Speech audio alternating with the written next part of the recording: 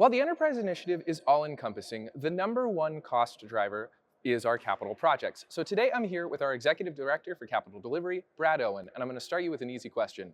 What is construction inflation and why is it so much larger than regular inflation? If you think about your everyday costs, like gasoline is something everybody sees on a daily basis, food at the grocery store, the prices go up. Money is worth less tomorrow than it is today. We deal a lot with things that are very volatile, like oil and steel. They're very susceptible to inflation. And so our prices move very quickly up and down. We also deal in large quantities. So if you think about a dollar in your hand, a dollar tomorrow is worth incrementally less than a dollar today. If you have 6 billion of them in your hand, it's worth a lot less tomorrow than it is today. The other thing we deal with is really long time frames. So how does a project go from initial conception on the ballot to open across the lake, for example? What does that process look like? First thing we do is we plan the project, and what you have is you just have like a line on the map.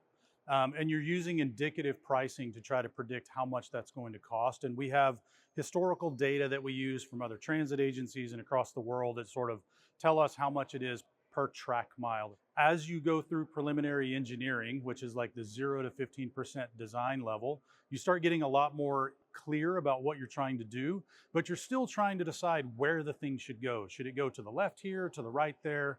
And that's that preliminary engineering, like 0 to 30% design. Why it's important for us to get out of 30% design is because once we move past that 30% level, we're no longer trying to figure out what we're building, we're trying to figure out how we're building it. And that's really where you find cost savings, really where you find you can find a lot of the efficiencies in your construction pricing that way. That leads into the general question that we're here to talk about today, which is the rising cost of projects and how we're bringing those projects down. Well, the enterprise initiative has been really, I think, good for the agency because, as we have faced the affordability challenge, we've had to take a really hard look at how we do business, and specifically like some of our requirements about how big our stations are or where our stations go or how people get to the stations.